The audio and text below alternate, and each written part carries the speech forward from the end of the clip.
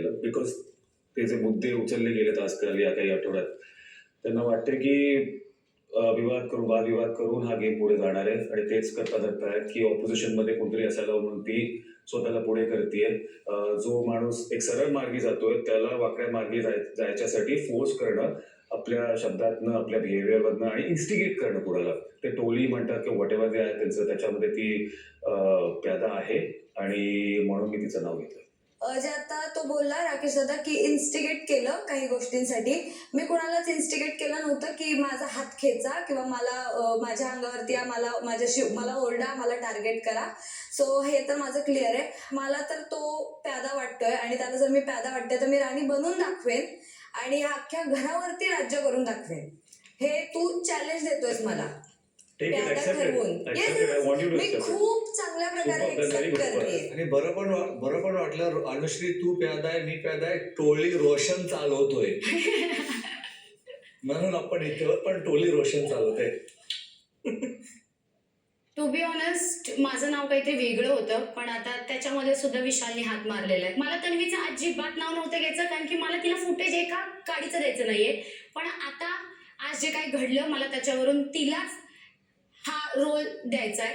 कारण की सगळ्यात आधी तर ती जेव्हा इथून खेळत होती फर्स्ट वीक, जे काही झालं ती एक स्ट्रॉंग लेडी म्हणून दिसत होती. पण या सिच्युएशनला ती फक्त मला एक रंग बदलणारी फक्त एक मुलगी दिसते जिचा कुठेही स्टँड नाहीये. या सिच्युएशनला ती मला फक्त प्यादा वाटतेय, जी ओमकार असेल, आयुष असेल, आरबी असेल किंवा अजून कोणीही असतील बाकीचे, त्यांचा फक्त सहारा घेऊन खेळण्याचा प्रयत्न करते.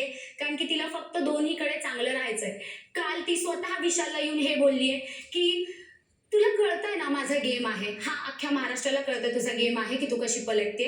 सो सेवकाचं काम आणि या शर्यतीमधून बाद करण्यासाठी मी तन्वीचं नाव घेते. आणि हे मी तिला सांगितलेलं नाहीये. किती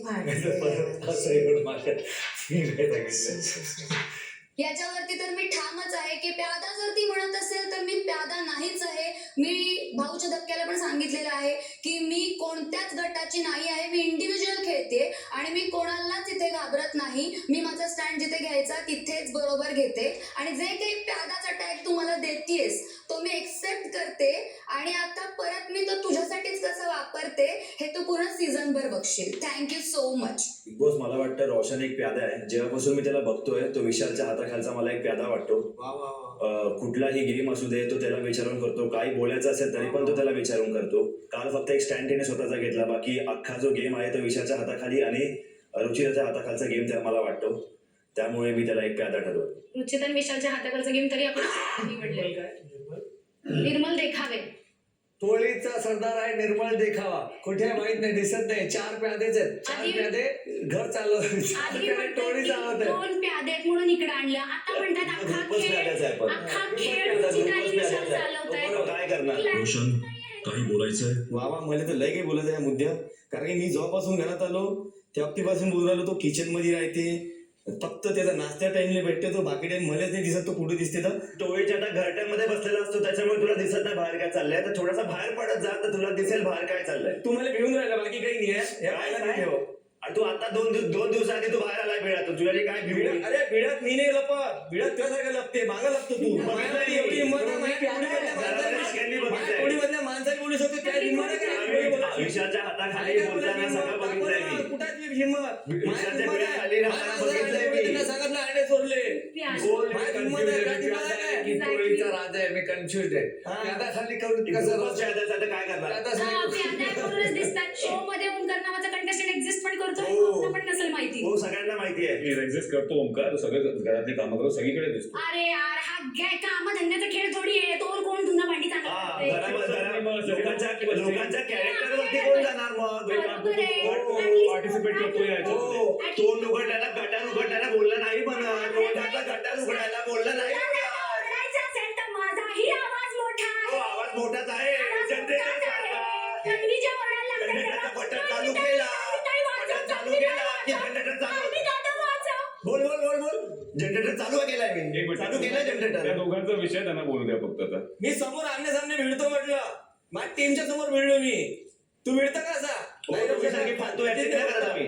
फालतू ऍक्टिंग करायला ऍक्टिंग बघतो तू ही गोष्ट.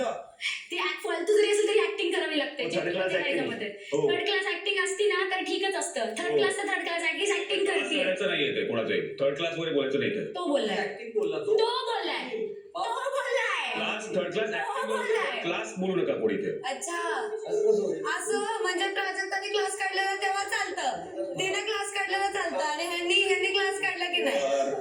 ह्यांचं सगळं चालतं म्हणून मी त्यांचे शब्द रिपीट करते. मी आता लाईनच क्रॉस नाही करणार आहे. लाईनीच्या पलीकडे जाऊन थांबल्यात मॅडम त्याच्यामुळे गरजच नाही लाईन क्रॉस करायची मारते लाईन वरती हो लाईनीच्या बाहेर गेले लाईनच नाहीये. रेसच्या आत बाहेर गेले तर गरजच नाहीये बाळाचे पहिले पाऊल बाळा- बाहेर नाही आले का? हो. काही फुटेज देऊ नको त्याले. तू दिसलाच नाही आतापर्यंत पण आता तरी फुटेज नको देऊ.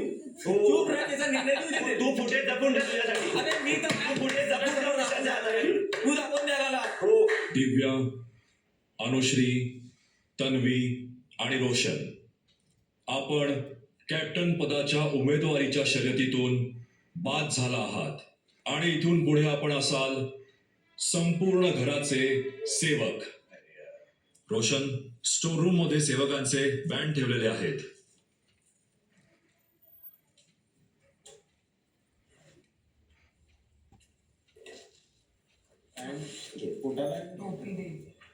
सेवक हाताचं बँड आहे. आपल्याला बिग बॉसच्या पुढील आदेशापर्यंत घरातल्या सगळ्या ड्युटीज, सगळी कामं आपणच करायची आहेत. इतर कोणीही घरातली कोणतीही कामं करायची नाहीत किंवा सेवकांना मदतही करायची नाही. Okay big boss. हे कार्य इथेच समाप्त होत आहे. कसलीला असते हो कसलीला असते हो.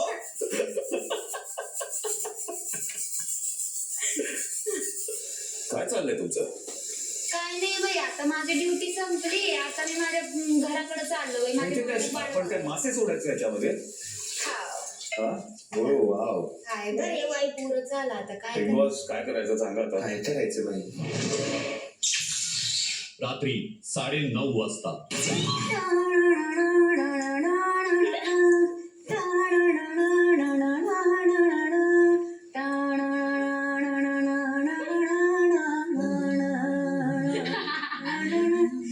बुमरो श्याम रंग बुमरो श्याम रंग बुमरो आए हो किस बगिया से ओ बुमरो श्याम रंग बुमरो श्याम रंग बुमरो आए हो किस बगिया से ओ तुम.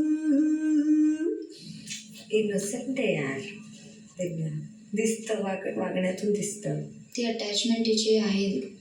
आरबीची पण दिसते अटॅचमेंट, ओंकारची पण आहे, आयुषची पण आहे अटॅचमेंट. आरबी मला असं वाटतं फायदा करून घेतो बरं तिच्या अटॅचमेंटचा.